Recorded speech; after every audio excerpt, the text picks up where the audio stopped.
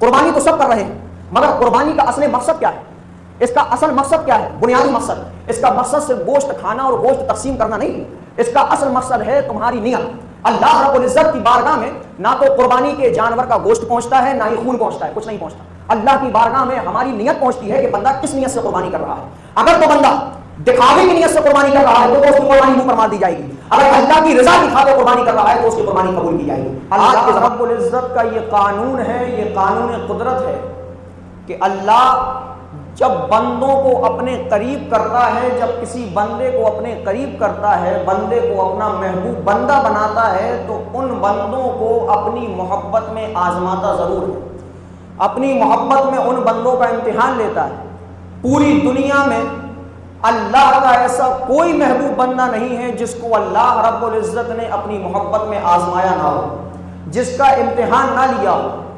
پوری دنیا کے اندر سب سے بڑے محبوب اللہ کے، سب سے بڑے پیغمبر ہمارے اور آپ کے آقا تاجدار مدینہ جناب محمد رسول اللہ صلی اللہ تعالی علیہ وآلہ وسلم ہے۔ اللہ نے بہت بلند مقام اپنے محبوب کو عطا فرمایا تھا، لیکن اللہ نے حضور علیہ السلام کو بھی اپنی محبت میں آزمایا ہے۔ کیسا آزمایا کہ مکے والوں نے سرکار دو عالم صلی اللہ تعالی علیہ وآلہ وسلم کو مکے سے نکلنے پر مجبور کر دیا۔ رسول اللہ کو طرح طرح کی تکلیفیں دینے لگے۔ رسول اللہ نے مکہ چھوڑا، مکہ چھوڑنے کے بعد اب مدینہ منورہ تشریف لے گئے اور وہیں پر قیام پذیر ہوئے، وہیں پر ٹھہر گئے، اور آج تک رسول اللہ کی آخری آرام گاہ مدینہ منورہ میں ہے۔ مکے والوں نے حضور کو ستایا، مگر سرکار دو عالم کے لبوں پر اف نہ آیا۔ کیوں؟ کیونکہ اللہ راضی ہو جائے، اللہ دوست ہو جائے، اللہ ہمیں اپنا محبوب بندہ بنا لے۔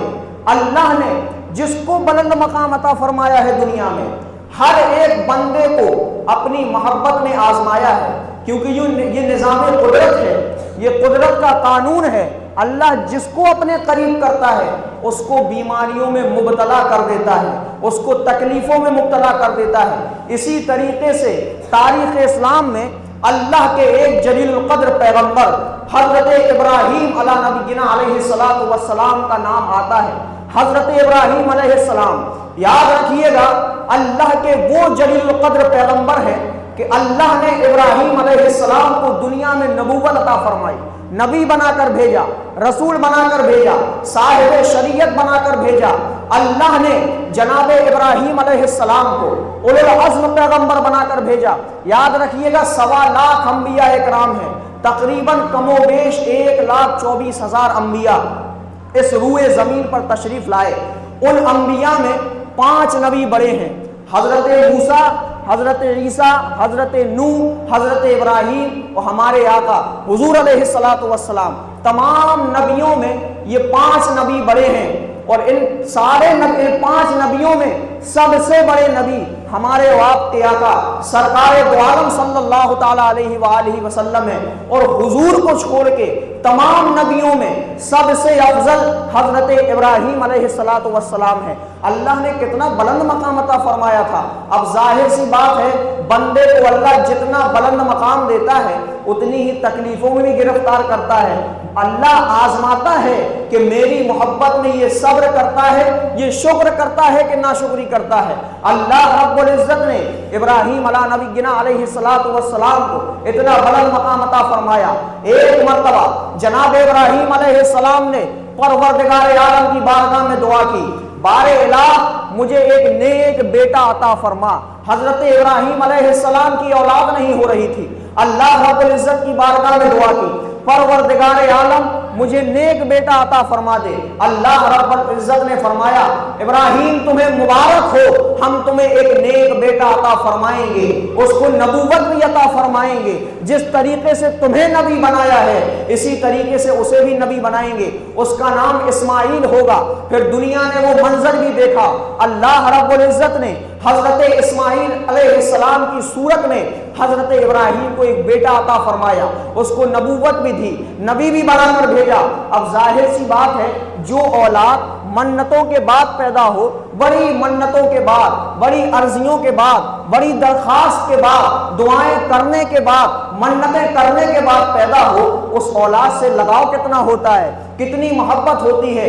حضرت ابراہیم علیہ السلام کو اپنے پیارے بیٹے حضرت اسماعیل سے بے انتہا محبت تھی، بے انتہا پیار کیا کرتے تھے۔ جب فرشتوں نے حضرت ابراہیم کی اس محبت کو دیکھا تو بارگاہ خدا بندی میں عرض کیا، بار الہ تو نے تو ابراہیم کو اپنا خلیل بنایا ہے، اپنا دوست بنایا ہے، اپنا محبوب بندہ بنایا ہے، بار الہ ذرا زمین پر دیکھ، کیا دوست ایسے بھی ہوتے ہیں، کیا محبوب بندہ ایسا بھی ہوتا ہے کہ جس کے دل میں تیرے علاوہ کسی اور کی محبت آ جائے۔ فرشتوں نے اللہ کی بارگاہ میں جب حضرت ابراہیم علیہ السلام کی یہ بات پیش کی کہ پروردگار عالم، ابراہیم کے دل میں تیرے علاوہ اپنے بیٹے کی محبت آ گئی ہے، تب پروردگار عالم نے حضرت ابراہیم علیہ السلام کو ایک خواب دکھایا۔ 8ویں ذی الحجہ کو جناب ابراہیم علیہ السلام کو ایک خواب آتا ہے۔ خواب میں کیا دیکھتے ہیں کہ مجھے حکم ہو رہا ہے کہ ابراہیم قربانی کرو۔ حضرت ابراہیم علیہ السلام کو خواب میں وہ کیا دیکھ رہے ہیں کہ مجھے حکم ہو رہا ہے قربانی کا۔ حضرت ابراہیم صبح اٹھے، اٹھنے کے بعد اللہ رب العزت کی بارگاہ میں 100 اونٹوں کی قربانی پیش کی، 100 اونٹ قربان کر دیے، لیکن اس پر ابھی اللہ کی بارگاہ سے انعام نہیں ملا۔ حضرت ابراہیم علیہ السلام نے جب 100 اونٹ قربان کیے، دوسری رات جب سوئے 9 ذی الحجہ کی رات کو، پھر یہی خواب آیا، ابراہیم قربانی کرو۔ ابراہیم علیہ السلام صبح اٹھے، پھر قربانی کی۔ اس مرتبہ دوسری مرتبہ 200 اونٹوں کی قربانی اللہ کی بارگاہ میں حضرت ابراہیم نے پیش کی، 200 اونٹ ذبح کر دیے۔ اللہ رب العزت نے تیسری رات جب وہ سوئے تو پھر رب کی بارگاہ سے، رب کی جانب سے یہی خواب آتا ہے، حکم ہوتا ہے کہ ابراہیم قربانی کرو۔ ابراہیم علیہ السلام حیرت میں ہیں، تعجب میں ہیں، استعجاب میں ہیں، عرض کرتے ہیں بار الہ کون سی قربانی دینا ہے، کیسی قربانی پیش کروں؟ 300 اونٹ اللہ کی بارگاہ میں حضرت ابراہیم قربان کر چکے ہیں، مگر اس کے باوجود بھی خواب آ رہا ہے کہ قربانی کرو۔ اب کون سی قربانی دینا ہے؟ پروردگار عالم کی بارگاہ سے حکم ہوتا ہے کہ ابراہیم دنیا میں تم سب سے زیادہ جس سے محبت کرتے ہو اس کی قربانی پیش کرو۔ حضرت ابراہیم علیہ السلام سمجھ گئے کہ قربانی جانوروں کی نہیں مانگی جا رہی ہے، قربانی میرے بیٹے اسماعیل کی مانگی جا رہی ہے۔ جب ابراہیم علیہ السلام کو حکم ہوا کہ اپنے بیٹے کی قربانی کرو، ابراہیم علیہ السلام صبح اٹھ کر اپنے بیٹے کے پاس گئے، کہنے لگے بیٹا اللہ کی بارگاہ سے حکم آیا ہے کہ میں تمہیں اس کی بارگاہ میں ذبح کر دوں، تمہاری قربانی پیش کر دوں، بتاؤ تمہاری رائے کیا ہے؟ حضرت اسماعیل علیہ السلام بھی اللہ کے نبی تھے، جلیل القدر نبی تھے، جن کی نسل سے حضور علیہ السلام تشریف لائے۔ حضرت اسماعیل علیہ السلام نے باپ کی بارگاہ میں اف نہیں کیا۔ حضرت اسماعیل عرض کرتے ہیں میرے شفیق والد، اگر یہ حکم اللہ رب العزت کی جانب سے آیا ہے تو آپ کر ڈالیے، مجھے رب کی بارگاہ میں قربان کر دیجئے، انشاءاللہ میں آپ مجھے صابر و شاکر پائیں گے، آپ مجھے صبر کرنے والا پائیں گے، آپ مجھے شکر کرنے والا پائیں گے، انشاءاللہ میں بے صبری نہیں کروں گا، آپ مجھے قربان کریے۔ یہاں حکم ہوتا ہے، وہاں اسماعیل کی رضامندی ہوتی ہے۔ حضرت ابراہیم علیہ السلام قربانی کے سامان لے کر، چھری وغیرہ لے کر اپنی بیوی سے کہتے ہیں کہ ایک بادشاہ کے دربار میں اسماعیل کو لے کر دعوت میں جانا ہے، انتظار کرنا، ہم لوٹ کر آئیں گے۔ حضرت ابراہیم علیہ السلام وادی منا میں پہنچے، منا میں پہنچ کر اللہ رب العزت کے حکم کی تعمیل کی۔ حضرت اسماعیل کو لٹاتے ہیں، حضرت اسماعیل کو جب لٹایا تو حضرت اسماعیل نے عرض کیا ابا جان جب آپ مجھے اللہ کی بارگاہ میں قربان کرنا تو اپنی آنکھوں پر پٹی باندھ لینا، کہیں ایسا نہ ہو کہ باپ کی محبت غالب آ جائے اور اللہ کا حکم رہ جائے۔ حضرت ابراہیم علیہ السلام نے پٹی باندھی، چھری میں دھار لگائی، اسماعیل کو لٹایا اور گردن پر جب چھری چلائی تو غیب کی جانب سے اس چھری کی دھار ختم ہو گئی. وہ چھری گردن پر نہیں چل رہی. پہلی مرتبہ چھری چلائی مگر چھری نہیں چلی. حضرت ابراہیم تعجب کر رہے ہیں کہ آخر چھری چل کیوں نہیں رہی ہے. حضرت ابراہیم نے دوبارہ اس چھری میں دھار لگائی, دوبارہ حضرت اسماعیل علیہ السلام کی گردن پر رکھی. وہ چھری چلائی مگر چھری کی دھار دوبارہ ختم ہو گئی. جب تیسری مرتبہ حضرت اسماعیل کی گردن پر چھری رکھی گئی تو اللہ رب العزت نے جنت سے ایک خوبصورت دمبا بھیجا. اسماعیل کی گردن نہ کٹی, اللہ کی جانب سے چھری اس دمبے پر کٹ گئی اور وہ دمبا کٹا. جب وہ دمبا کٹ گیا تو آواز آتی ہے, ابراہیم تمہیں مبارک ہو, تم اللہ کی محبت میں کامیاب ہو رہے ہو, تم نے اپنا امتحان دے دیا ہے, تم پاس ہو چکے ہو. وَفَدَيْنَاهُ بِذِبْحٍ عَظِيمٍ. اب تاریخ اسلام میں تمہاری یہ قربانی سب سے بڑی قربانی مانی جائے گی. قرآن نے حضرت ابراہیم کی اس قربانی کو ذبح عظیم سے تعبیر فرمایا. ذبح عظیم کہتے ہیں سب سے بڑی قربانی. وَفَدَيْنَاهُ بِذِبْحٍ عَظِيمٍ. ابراہیم علیہ السلام نے اپنا کام کیا مگر رب کی جانب سے چھری اسماعیل پر نہ چلی, اللہ کی جانب سے دمبا آیا. اچھا چھری کیوں نہیں چلی؟ جب اللہ نے حکم دے دیا تھا کہ اسماعیل کو ذبح کرو تو پھر چھری کیوں نہیں چلی اسماعیل کی گردن پر؟ جواب دینا تھا فرشتوں کو.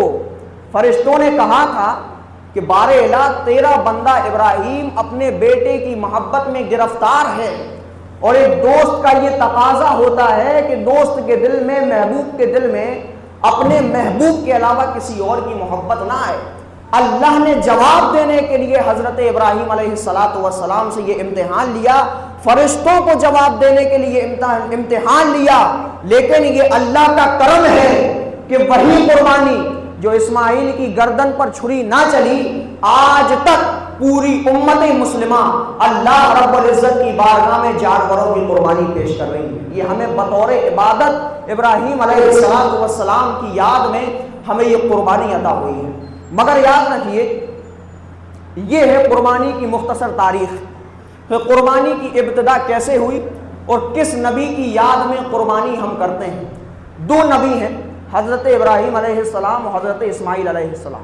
مگر یاد رکھیے گا قربانی تو سب کرتے ہیں, اکثر و بیشتر آج کے زمانے میں 5% ہی ایسے لوگ ہوں گے جن پر قربانی واجب نہیں ہوگی. باقی 95% ایسے لوگ ہیں جن پر قربانی بھی واجب ہے, زکوٰۃ بھی واجب ہے, اور 80% ایسے لوگ ہیں جن پر حج فرض ہے مگر کرتے نہیں ہیں. وہ ایک چیز الگ ہے. ایسا کوئی بندہ نہیں ہے جس کے بینک اکاؤنٹ میں لاکھوں روپیہ موجود نہ ہو اس زمانے میں. جب لاکھوں روپے موجود ہے تو زکوٰۃ بھی واجب ہے, قربانی بھی واجب ہے اور حج فرض بھی ہے. قربانی تو سب کر رہے ہیں مگر قربانی کا اصل مقصد کیا ہے؟ اس کا اصل مقصد کیا ہے؟ بنیادی مقصد, اس کا مقصد صرف گوشت کھانا اور گوشت تقسیم کرنا نہیں ہے. اس کا اصل مقصد ہے تمہاری نیت. اللہ رب العزت کی بارگاہ میں نہ تو قربانی کے جانور کا گوشت پہنچتا ہے نہ ہی خون پہنچتا ہے, کچھ نہیں پہنچتا. اللہ کی بارگاہ میں ہماری نیت پہنچتی ہے کہ بندہ کس نیت سے قربانی کر رہا ہے. اگر تو بندہ دکھاوے کی نیت سے قربانی کر رہا ہے تو اس کی قربانی منہ پر مار دی جائے گی. اگر اللہ کی رضا کی خاطر قربانی کر رہا ہے تو اس کی قربانی قبول کی جائے گی. اللہ کی بارگاہ میں ہمیں اپنی محبوب چیز کو قربان کرنا ہے, اس چیز کو جس سے دل لگ جائے. آج کے زمانے میں ہوتا یہ ہے کہ کل قربانی ہے, آج جانور لے آئے اور ایک دن پالا پوسا اس کو قربان کر دیا, جبکہ یہ سری غلط ہے. جانور تقریباً 1-2 مہینے پہلے لایا جائے, اس کو کھلایا پلایا جائے, اس کو اچھی غذائیں دی جائیں, اس کو تندرست کیا جائے, اس سے دل لگایا جائے. جب اس سے دل لگ جائے پھر اس کو اللہ کی بارگاہ میں قربان کیا جائے, اس لیے کہ تمہارا دل اس سے لگ گیا ہے, اور جس سے دل لگ جائے وہ چیز جلدی ہاتھ سے چھوٹتی نہیں ہے. اللہ نے کیا مانگا ہے؟ اللہ نے یہی چیز تو مانگی ہے کہ تم میری بارگاہ میں اپنی وہ چیز قربان کرو جو تمہیں زیادہ عزیز ہو, زیادہ پسندیدہ ہو. اندازہ لگائیں اگر اسماعیل کی گردن پر چھری چل جاتی, اگر اسماعیل علیہ السلام کی گردن پر چھری چل جاتی تو ہر سال کے لیے حکم ہو جاتا ہے کہ ہر باپ اپنے بیٹے کی قربانی پیش کرے. یہ بھی اللہ کی رحمت ہے, یہ رسول اللہ کا صدقہ ہے کہ اسماعیل کی گردن پر چھری نہ چلی, اللہ نے جنت سے دمبا بھیج دیا اور ہماری بھی لاج رکھ لی گئی, مگر اس لاج کو بھی ہم نہ نبھا پائے. یاد رکھیے قربانی کا اصل مقصد اللہ کی رضا حاصل کرنا ہے. اور دوسری بات, ہمارے معاشرے میں یہ دیکھا جاتا ہے کہ قربانی کا گوشت ایک دو دن نہیں بلکہ مہینوں مہینوں چلتا ہے, بلکہ قربانی کے گوشت کے تعلق سے یہ آتا ہے کہ سارا گوشت ان کو دے دیا جائے جن کے اندر قربانی کرنے کی حیثیت و استطاعت نہیں ہے. غربا, یتیموں کو, مسکینوں کو, فقیروں کو دے دیا جائے, تھوڑا سا اپنے اہل خانہ کے لیے اور اپنے رشتہ داروں کے لیے بچا کر رکھا جائے. مگر یہ ہماری نیت ہے کہ ہم مہینوں مہینے اس گوشت کو فریج میں رکھتے ہیں اور ذی الحجہ کا مہینہ نکل جاتا ہے, محرم تک وہ گوشت کھاتے ہیں. یاد رکھیے گا اس چیز سے ہمیں پرہیز کرنا چاہیے, کیونکہ قربانی کا اصل مقصد ہے ہماری نیت. قرآن میں اللہ ارشاد فرماتا ہے ان صلاتی و نسکی و محیای و مماتی للہ رب العالمین, یقیناً میری نماز, میری زندگی, میری حیات, میری موت, میری قربانی سب اللہ کے لیے ہے, سب اللہ کے لیے ہے. ہماری زندگی بھی اللہ کے لیے ہے, ہماری موت بھی اللہ کے لیے ہے, ہماری قربانیاں بھی اللہ کے لیے ہیں, ہماری نمازیں بھی اللہ کے لیے.